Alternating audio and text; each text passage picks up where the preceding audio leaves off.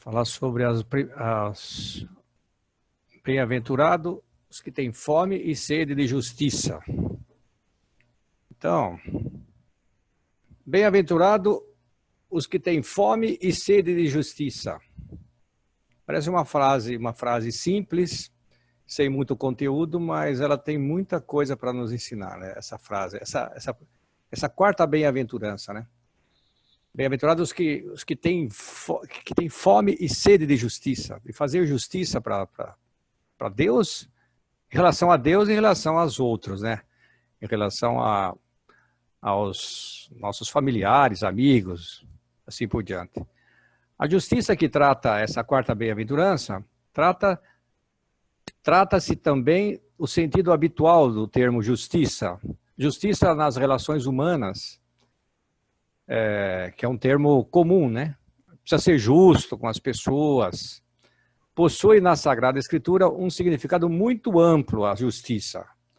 Então nós temos a justiça em relação ao relacionamento humano, mas a justiça também é muito falada na Bíblia. Deus é justo e assim por diante. A justiça é, em primeiro lugar, uma qualidade divina. Deus é justo, que a Bíblia conta com frequência. O Senhor é justo em seus caminhos, o Senhor é justo em seus caminhos e santo em tudo o que faz. Se nós fazer um paralelo, temos que procurar seguir a imagem e semelhança de Deus, também se o Senhor é justo e santo em tudo o que faz, nós deveríamos também procurar ser justos e procurar ser melhores, ser santos, né? Dizer que Deus é justo significa que Ele é fiel. A gente vê atrás dos carros de muitos evangélicos, Deus é fiel, né? Aí eu pergunto, e eu sou fiel? Nós somos fiéis? Deus é, lógico, nós sabemos. Mas como é que eu sou? Eu sou fiel a Deus, né? Ele é fiel a nós, mas nós precisamos ser fiéis a Ele, né? Que seu amor jamais poderá nos decepcionar, o amor de Deus. Que Ele leva em conta aquilo que somos, os nossos pecados, as nossas fragilidades, a nossa boa vontade também, Ele leva. E também os nossos limites. Nós temos limites, né? Então, Deus leva tudo isso em conta. O Deus justo é o Deus que justifica, o Deus salvador, Deus que procura nos salvar. Então, na epístola de São Paulo, ele diz o seguinte: a justiça designa a justificação, o ato gratuito pelo qual Deus concede a sua graça ao pecador. Porque se fosse usar toda a justiça mesmo, ao pé da letra, seríamos punidos toda hora. Porque Deus, essa justiça de Deus, ela perdoa também. O ato gratuito pelo qual Deus concede essa graça, né, a nós. A fim de transformá-lo e revesti-lo de sua própria santidade. Deus vai nos transformando e nos revestindo dessa santidade. Dessa santidade dele. E o desejo, nós precisamos ter desejos de santidade, desejos de pessoas melhores. Então, aplicado ao homem, o termo justiça diz respeito à sua relação, à nossa relação com Deus. Então, aplicado nós temos que ter essa justiça também com Deus. O homem justo, assim diz na Bíblia, o homem justo é aquele que tenha uma relação verdadeira com Deus. Então, aplicado a nós, a justiça diz respeito à nossa relação com Deus. Então, para sermos justos, temos que ter uma boa relação, uma verdadeira relação com Deus, que pratica com amor a lei. Pessoas que praticam com amor a lei, os mandamentos, os sacramentos, a lei do Senhor, que responde plenamente àquilo que Deus espera de nós. O que Deus espera de mim? tenho que pensar nisso. Porque para sermos justos com Deus, nós temos que pensar o que Ele quer de nós. Nesse sentido, justiça, na Bíblia, justiça é igual a santidade. Então Deus é justo, quer dizer, Deus é santo. E assim podemos ser justos também e procurarmos ser mais santos. Pessoas podemos falar, mas para mim não dá. Para mim, isso é só para quem já está mais avançado na parte espiritual. Mas todos nós estamos chamados a ser santos. Então, no Novo Testamento, insiste no vínculo profundo que há entre a verdade da relação com Deus e a justiça com o próximo. No Novo Testamento, depois de Cristo. Então, essa verdade dessa relação com Deus e a justiça que nós temos que ter com o próximo, né? Com as pessoas que estão ao nosso lado, principalmente as pessoas que estão na nossa casa, né? No nosso lar. E uma relação com Deus que não concretiza na justiça e no amor para com o próximo, não passa ilusão ou mentira. Quer dizer, essa relação com Deus que não concretiza nesse amor ao próximo, nada mais é do que uma mentira.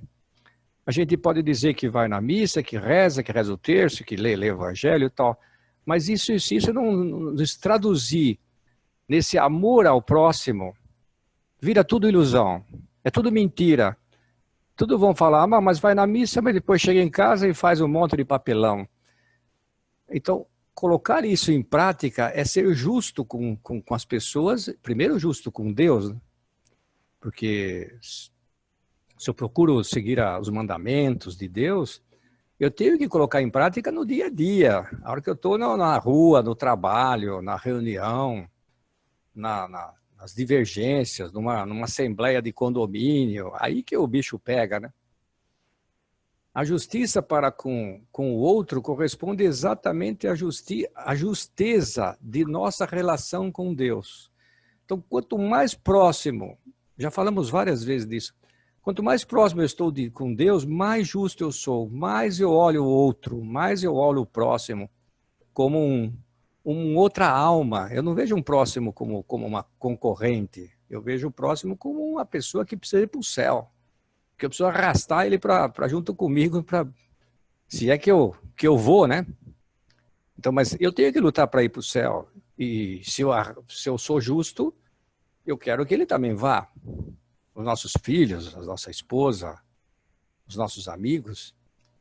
E o primeiro aspecto da fome, essa fome e sede de justiça, não é nada mais, portanto, do que um verdadeiro desejo de santidade. Então, esse é o primeiro aspecto. Eu tenho desejo de ser uma pessoa melhor? Não, Sérgio, mas santidade para mim acho que não dá, mas eu tenho desejo de melhorar. Então já é alguma coisa, já é um primeiro passo. Uma santidade num indissociável amor por Deus e pelo próximo. Santa Teresa de Lisieux dizia, não quero ser santa pela metade. Nós não podemos ser santo pela metade. Só um pouquinho, que a média da população faz, que mais ou menos todo mundo faz. Nós temos que ser cristãos, verdadeiros. Isso tudo que a gente vem falando, exige um desejo sincero de conversão. Exige que eu queira me converter. Porque se eu não quero, se eu não tenho vontade, não adianta nada. Não adianta ouvir palestra, não adianta fazer retiro. Dizia um ponto de caminho, alguém perguntava, como foi o retiro esse ano? Olha, descansamos muito bem. O retiro não é para... Também é para descansar, mas o retiro é para fazer uma conversão da alma, no fundo da alma. Para ver a natureza também, faz parte você vai em Aroeira lá, parece que é a mão de Deus naquela chácara, né? No oratório. Tudo bem, mas eu tenho que ter uma conversão interior, não vendo a natureza, só isso. Um desejo que não é apenas sentimental, não é um sentimento, ai, que vontade de chorar quando eu entro no oratório. mas implica uma determinação da vontade e da coragem de enfrentar todos os... ser católico, ser um católico fervoroso não é fácil. Exige luta, exige fortaleza, coragem. E isso é que nós devemos... Aí que tem as virtudes, né? Aí que nós temos que buscar as virtudes humanas. E também as sobrenaturais, porque se eu cresço nas humanas, eu tenho que crescer nas sobrenaturais. Trata-se de deixar-se trabalhar por Deus, deixar Deus ir trabalhando na nossa alma. Mas para isso eu tenho que lutar, eu tenho que buscar pela sua palavra, trabalhar por Deus pela palavra de Deus. Mês da Bíblia, né? Nós estamos no mês da Bíblia. Será que não seria um bom propósito de lermos todo dia 5, 10 minutos do Evangelho? Eu acho que talvez seria um belo propósito dessa palestra. Colocar aí como meta todo dia de manhã, ao levantar depois do café, antes do café, ler 5 a 10 minutos do Evangelho. Na sequência, vai lendo na sequência o Evangelho de Lucas, de Marcos, de São João, de Mateus. Pegar numa sequência, a gente vai conhecendo a vida de Cristo. Pelos acontecimentos também da nossa vida. Pelos outros, pelos amigos, pelas pessoas que são melhores do que nós. Então, trata-se de trabalhar dessa forma. Deixar os outros também ir transformando a gente, né? O sacerdote, as pessoas que sabem mais do que nós. Consiste também em ser como aquela pedra que se deixa talhar pelo escultor, a fim de bem ajustar-se ao edifício que é destinada. Quando o pedreiro vai colocar uma pedra numa parede, um tijolo, ele lapida essa pedra, né, para encaixar dentro da parede. Trata-se disso, de deixar Deus ir lapidando-nos, para que a gente vá fazendo a obra dele, construindo as catedrais da vida, da nossa vida, né? Temos que deixar catedrais construídas, não só casebres, né? Casas de madeira, fazer coisas boas, lindas, maravilhosas. Assim como são aquelas... Vi outro dia sobre a Sagrada Família em Barcelona, né? Estava vendo uma reportagem, que maravilhosa é aquilo lá, é obra de Deus aquilo, né? A gente entra lá e fala assim, aqui tem Deus, porque as pessoas fizeram com amor aquilo. Sede de justiça é sede de se deixar ajustar. Isso que é. O que é sede de justiça? A fome e sede. Sede é, eu quero deixar me ajustar com Deus, porque se eu não quero, não tenho essa sede de justiça.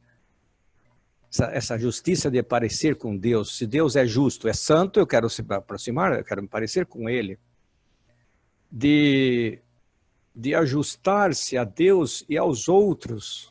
Eu tenho que me ajustar aos outros, não os outros se ajustar a mim. O que demanda acolher um esforço, às vezes, muito doloroso de fazer isso, de mudar, de crescer, de ser virtuoso, de eliminar um defeito. Isso que cabe a nós, né? Desejar a salvação para todos. Isso deveríamos ser.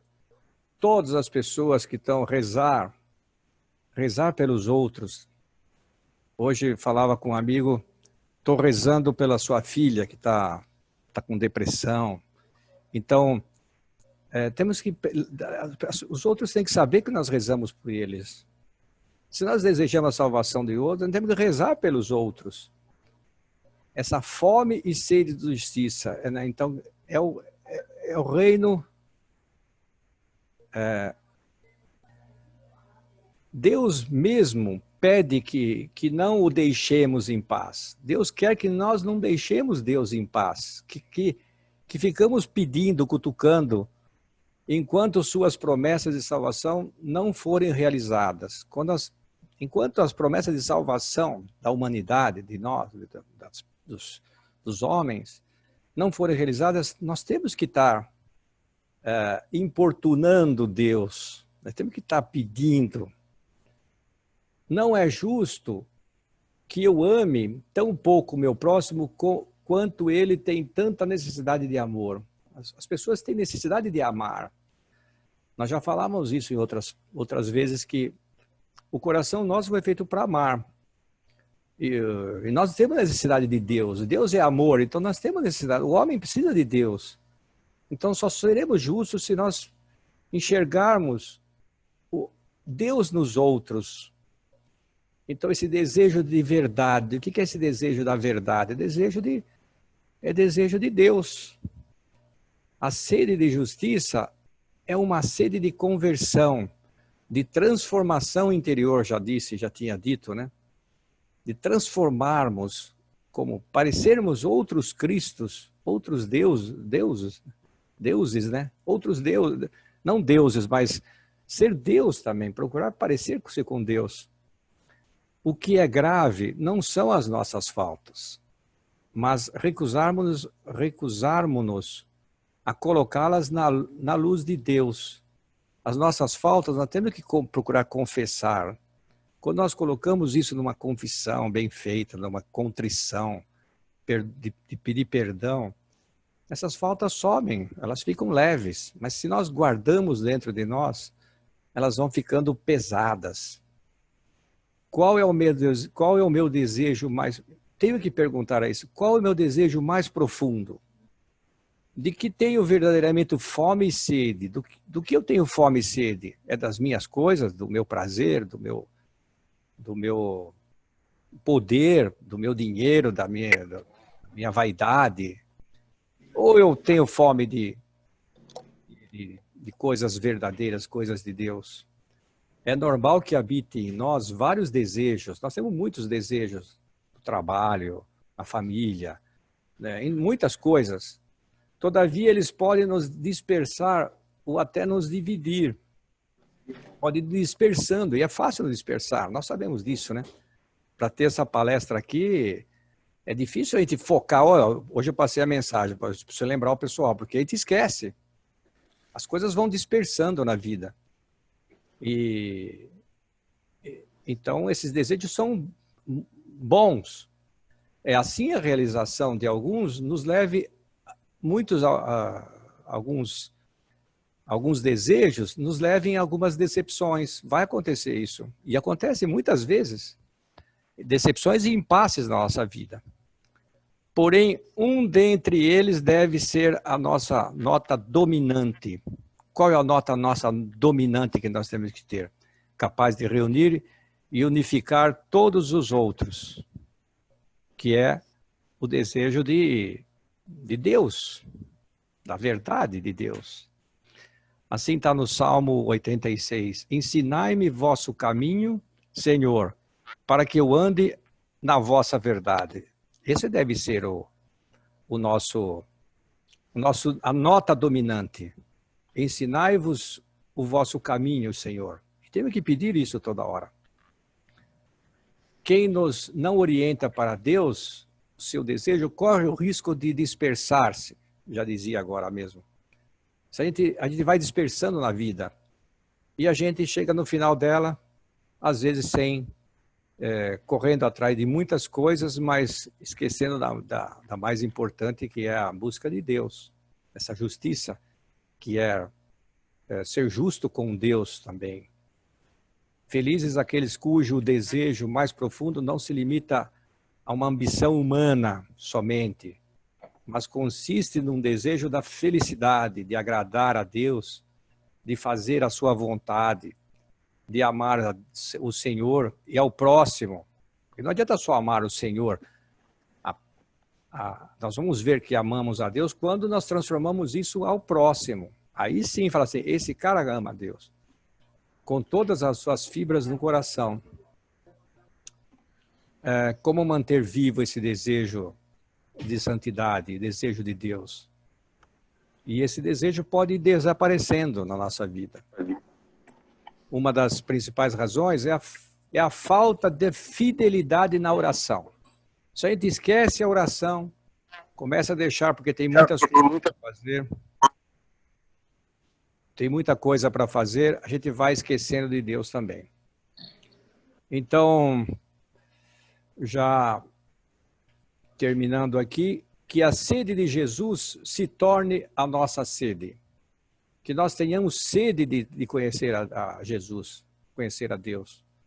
Aí sim nós vamos matando essa sede, e vamos nos parecendo mais com Cristo, como Jesus pedia, dá-me de beber, aquela samaritana, dá-me de beber dessa água. Quer dizer, nós temos que pedir essa água. E Cristo quer que eles têm sede de nós. E nós temos que ser sede dele, para ser justos com Deus, né? Se Deus tem sede de nós devemos ser justos com ele e ter sede dele, buscar ele toda hora. Então, terminando já no último pensamento, reparar a injustiça fundamental na qual derivam... Qual é a maior injustiça, então, para terminar? Por isso que temos que ser justos, porque a maior injustiça que derivam todas as outras, a mais profunda das injustiças, é a que Deus não seja amado por nós. Essa é a maior injustiça. E para ser justos, nós devemos amar a Deus. Amar, a mais profunda, é esquecer de Deus, enquanto é a que Deus não seja amado quanto deveria, né? Que seja tão esquecido também. Quantas pessoas, e nós também podemos estar assim esquecendo de Deus, tão negligenciado Deus. Deus está às traças. A gente vai numa igreja, você vê lá, ninguém lá, às vezes fazendo visita ao Santíssimo, esquecendo de Cristo no altar, no sacrário. Que o homem seja tão pouco grato também. Outra injustiça, que nós sejamos muito pouco gratos a Deus, ao Criador de toda a nossa terra, de todo o nosso mundo, da nossa vida. E tudo que temos também, temos que agradecer, né? E Salvador, Criador e Salvador do mundo, do homem, né? Que os convidados para as bodas, né? Essa essa festa que vai ser lá no céu, que os convidados não encontrem mil desculpas para não responder aos chamados que ele diz. Eu não tenho tempo, não dá, eu agora não tenho, eu estou ocupado, eu tenho que passear, eu tenho que fazer feira, eu tenho que jogar bola, tenho que assistir o jogo. Que não tem essa desculpa. Essa é a maior injustiça para Deus. Então a fome e sede de justiça, naquilo que tem de mais profundo, consiste no sofrimento de que Deus não seja amado. Essa é a maior fome e sede de justiça que nós temos que buscar. É que Deus seja amado. Essa é a mensagem é uma mensagem bacana, né? Eu achei o tema... Esse livro das bem-aventuranças é fantástico, né? Então a gente vai entendendo uma outra forma de enxergar a vida também. Certo?